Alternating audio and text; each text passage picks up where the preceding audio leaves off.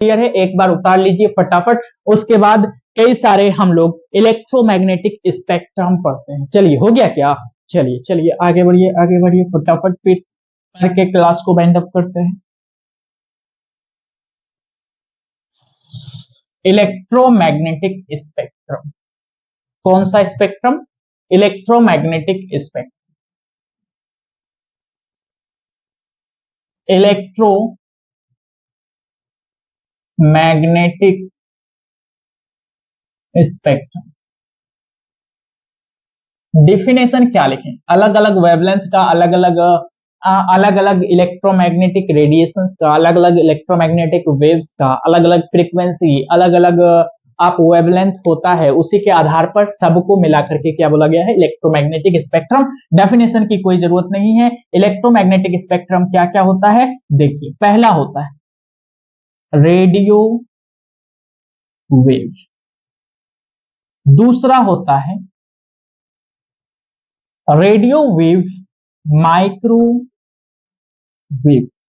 Okay. तीसरा होता है infrared wave, infrared wave. Fourth होता है ultraviolet wave, ultraviolet wave. और फिफ्थ आप लिख सकते हैं विजिबल वेव, विजिबल लाइट आप बोल दें, जो आप विबज्योर पढ़ते हैं ना, VIBGYOR, विबज्योर, जो बचपन से पढ़ते हुए आए हैं, रेनबो के 7 कलर कौन कौन से, विबज्योर, वही है विजिबल लाइट, ठीक है। तो ये आपका वेव्स होता है, radio wave, microwave, infrared wave, ultraviolet wave, visible wave. Radio, micro, infrared, ultraviolet, visible light. If I talk about their frequency, frequency means new, frequency means new। तो रेडियो वेव का approximation exactly नहीं बता रहे हैं। अगर कहीं पर भी आपको इसका मल्टीप्लायर, जो हम लिखाने वाले हैं, इसका मल्टीप्लायर दिखे तो आप डायरेक्टली आंसर कर सकते हैं। जैसे कि आपको दिखेगा 2 × 10⁴, 10⁴ कर दो, या फिर 2 10⁻6 कर दो।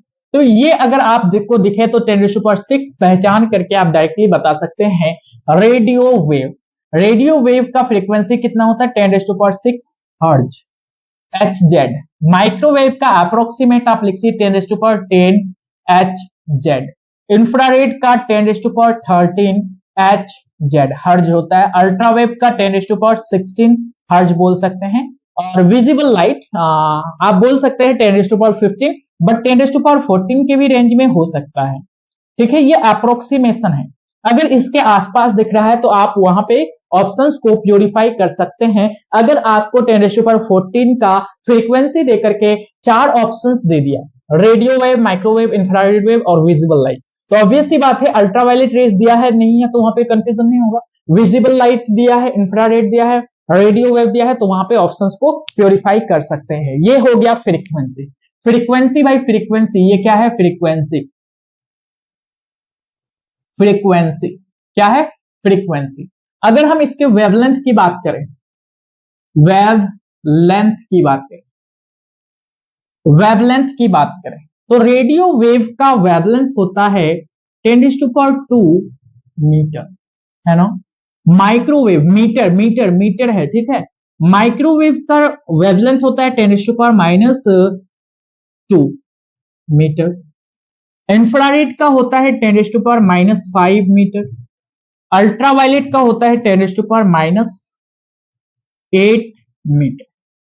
और visible raise, visible light exactly अगर मैं बताऊं तो ये होता है 400 नैनोमीटर से लेकर के 750 नैनोमीटर। एक बार देखना पड़ेगा यहां तक बोर्ड विजिबल है कि नहीं। और 400 नैनोमीटर आपका वायलेट का होता है, 750 नैनोमीटर आपका किसका होता है? रेड का होता है, ठीक है।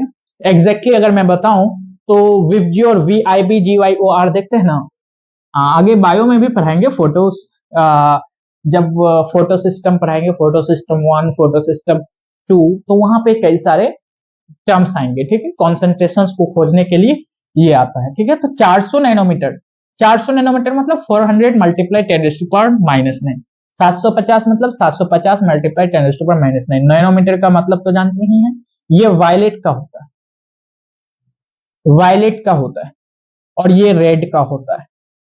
किसका होता है? रेड का होता है। रेड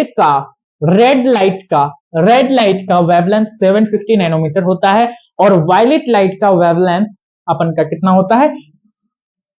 450 नैनोमीटर होता है। इसी के बीच में, इसी दो रेंज के बीच में सारा आप BYB GYOR पढ़ते हैं ना, येलो ब्लू ग्रीन, सारा रेंज इसी के बीच में आ जाता है, ठीक है। तो ये आपको याद रखना पड़ेगा, ये आपको पांचों पॉइंट याद रखना पड़ेगा, एकदम टिप ऑफ द टंग, कहीं पर भी क्वेश्चन आ सकता है। और the most important is fifth number. Fifth number तो हम लोग बचपन से ही पढ़ते आ रहे हैं, LIGHT होगा, ठीक है। चलिए, तो यहां पर होता है आपका आज का टारगेट खत्म। कुछ